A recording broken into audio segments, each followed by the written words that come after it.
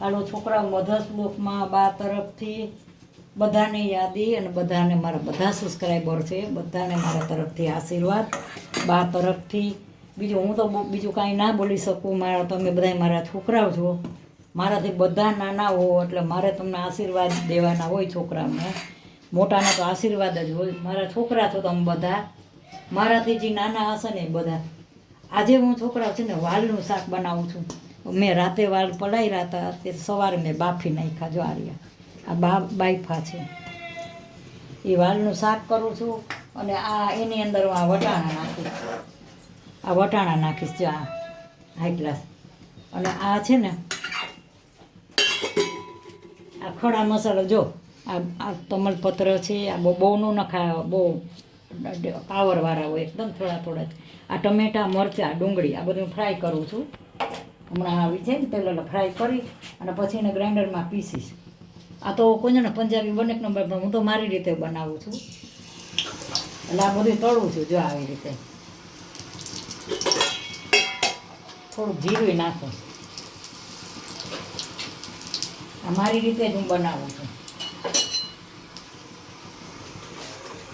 સારા માણસ આગળથી હંમેશા છે ને સારું શીખવાનું મળે તો તમે ભાઈબંધી કરો ફ્રેન્ડ હોય તમે ગમે હોય તો હંમેશા સારો માણસ હોય ને એની હારે ભાઈબંધી કરવાની જેવા બ્રાઉન થઈ જાય ને બ્રાઉન થઈ ગયો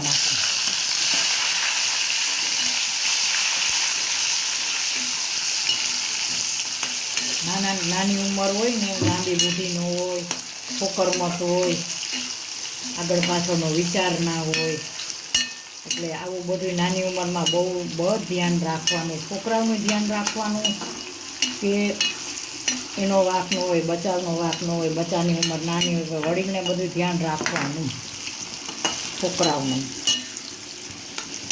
બચપન એવું એટલે જ કહે ને કે મા બાપના ઋણમાંથી સંતાન કોઈ દી મા બાપનો એટલો ઉપકાર છે ને કે એનામાંથી સંતાન કોઈ દી મા બાપના ઋણમાંથી મુક્ત નથી થતા મા બાપનું એટલું ઋણ છે સંતાન ઉપર ગમે એવા મા બાપ હોય હું તો ગાંડા ઘેલા જેવા હોય એવા તમે એના થકી ધરતી ઉપર પગ મૂક્યો છે બરાબર એને કોઈ દિવસ ભૂલવાના નહીં તમારું એને બચપન હાંચ્યું ને તો તમારે એનું ઘડપણ હાંચવવાનું હાચવવું જ પડે જે આ બહુ સરસ આને હું છે ને કેવી સરસ સ્મેલ આવે સરસ સુગંધ એકદમ સરસ આવે કમળપત્ર એક જ દગડ ફૂલ નાખ્યું છે બાદીઓ કહેવાય એને આ ડુંગળી વટાણા બટેકાનું ને પનીરનું પંજાબી થાય પણ આ તો મને નથી ખબર આજે હું બનાવું છું આવું નવીન છોકરાને બનાવી દઉં હું હમણાં છોકરાની પરીક્ષા હાલે છે ને એટલે હું ટૂંકમાં પતાવું છું 2 છોકરાની કોલેજની પરીક્ષા ચાલુ છે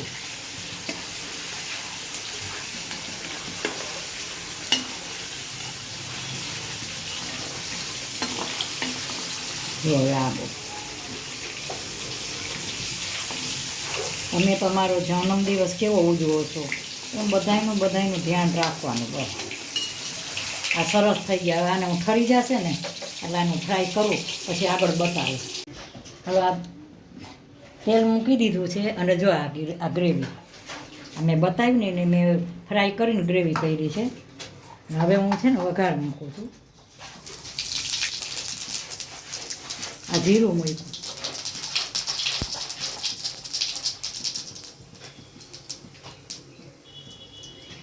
આ સૂકા મરચાં છે આ લીલા મરચાં આ હિંગ આ વઘારવું છે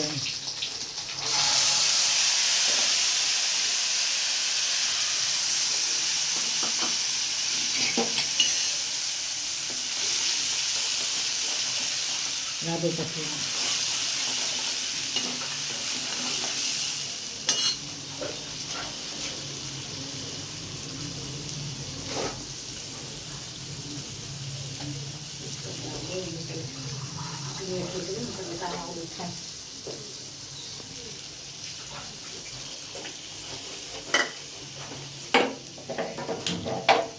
મેં વઘાર કર્યો છે.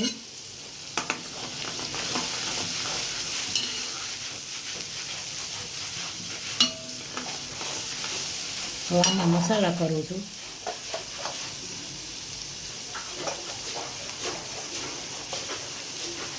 ધાણા જીરું ને હવે મેં ધાણા જીરું હવે ને મીઠું આ ત્રણેય વસ્તુ નાખી છે. આમાં ખાંડ ન હોય.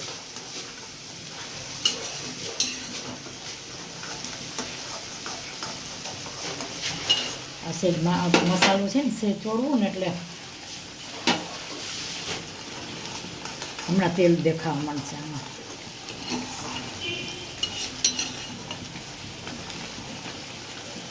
મને આ જ ફાવે, બોલો. ચમચા છે એ બધુંય છે, છતાંય મને આ ભાતી જ ફાવે છે. એ ભાત લેવાનું હોય ને એ મને આમાં ફાવે છે. જો હવે આ તેલ મીંડું બતાવવા, મસાલો ચડી ગયો છે, જો ઉપર તેલ આવી ગયું બધું, ને તેલ મૂક્યું હતું ને બધું ઉપર આવી ગયું જો. એટલે આ ગ્રેવી બની ગઈ. હવે એમાં હું વટાણા નાખું છું આ, અને આ વાલ.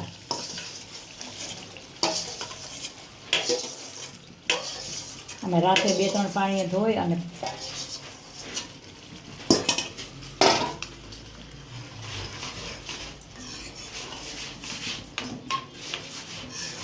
વટાણા ને ના વાલનું બેનો કલર જો લીલા અને લાઇટ કલર છે. લાઇટ એટલે ક્રીમ જેવો કલર છે. હવે માને છે ને મસાલો તો કરી લીધો. હવે લીંબુ થોડુંક લીંબુ નીચોવું પડે, કારણ કે ટમેટા તો હોય પણ આમાં થોડીક ખટાશ કામ છે. પાવડર નાખી દો તો હાલે. મેં લીંબુ નીચોયું વટાણ, લીંબુ આવે છે ને તો. હવે આ ચડે ને હું ચડવા દઈશ. જો આ સરસ વઘાર થઈ ગયો હાઈ ક્લાસ. આ બની જાય એટલે બતાવો. શાક થઈ ગયું છે હાઈ ક્લાસ. હવે આમાં તમે બટેટાઈ નાખી શકો, પણ તમે આવું શાક બનાવજો.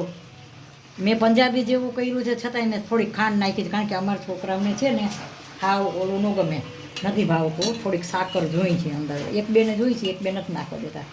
જોવાનું જો ક્રીમ ને લીલું કેટલો ફાઇન સરસ આ શાક બની ગયું છે. હું રોટલીનો લોટ બાંધી નાખું. હમણાં કોલેજની પરીક્ષા હાલે છે ને, એટલે હું બધું ટૂંકમાં જ બનાવું છું. હાલો, જો આ રોટલીનો લોટ બાંધી નાખો.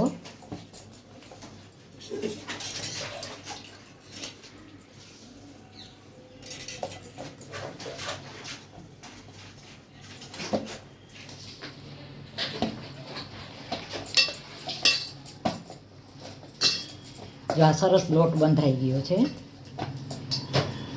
એટલે હવે હું છે ને રોટલી આ 10 મિનિટ થઈ જશે ને પછી હું સેટ થઈ જશે એટલે હું રોટલી બનાવીશ.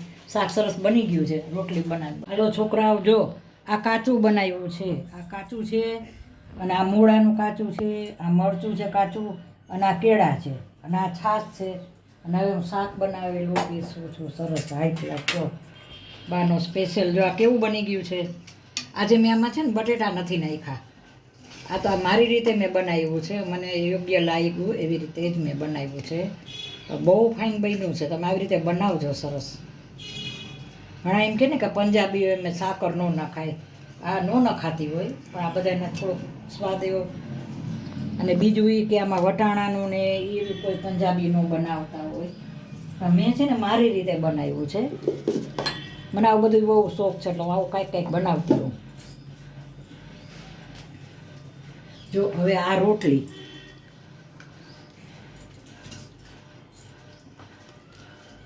હાલો છોકરાઓ, જો આજે મારા મધર્સ બ્લોગમાં છોકરાઓ બધાને બા તરફથી યાદી સબસ્ક્રાઈબરને, મને સબસ્ક્રાઈબર તમે કર્યું છે, થેન્ક યુ. તમે સબસ્ક્રાઈબ કરું, તમે મને આગળ વધારો છો, મને શોખ છે. પણ હવે મને ઘણીવાર એમ વિચાર આવે છે કે આમ કંઈક થાકી જાઉં તેમ હું મૂકી દઉં, પણ મને કદી મૂકી દેવું છું તો મને ગમતું નથી. મને કંટાળો બહુ આવે, એટલે મને એમ થાય કે કાંઈક ને કાંઈક પ્રવૃત્તિ કરું, એટલે હું બનાવું છું. તો જો આ કાચું બનાવ્યું છે, આ રોટલી, આ સરસ શાક પ્રસંગમાં બને ને એવું વાલનું શાક. અને લાલ વાલ છે એ કઠોળ છે, અને ઓલા સૂકા કઠોળ, અને વટાણા છે ને એ લીલા છે, અત્યારના આવે છે સિઝનના. એનું શાક બનાવ્યું છે. આ કેળા, અને આ મૂળા, આ મરચું, આ છાશ. અને જો આજે તમને નહીં માનો, મેં આજે આવા થેપલા બનાવ્યા હતા. આવા હું આવું કાંઈક ને કાંઈક આ નાસ્તામાં બનાવ્યા હતા લીલા થેપલા પાલકના બનાવ્યા હતા મેં એટલે હું આવું કાંઈક ને કાંઈક બનાવતી જ હોઉં છું. તો જુઓ આ મારી આ થાળી કેવી લાગી. વાલ વટાણાનું છે શાક અને કાચું. તો મારી આ થાળી સારી લાગી તો લાઈક કરજો, શેર કરજો, કોમેન્ટ કરજો અને સબસ્ક્રાઈબ કરજો. ને હમણાં ટૂંકમાં આવી રીતે બતાવું છું છોકરાઓના કોલેજની પરીક્ષા. કોલેજના ભણે છે ને છોકરાઓના છોકરાઓ છે એ કોલેજમાં ભણે છે ને બેની પરીક્ષા છે એટલે એના હિસાબે હું ટૂંકમાં બતાવું છું. તો થોડુંક છે ને ઓલું કરજો, શાક રોટલી બનાવીને બતાવું છું. મારો વિડીયો શેર કરજો, સબસ્ક્રાઈબ જરૂર કરજો. બાય બચ્ચો.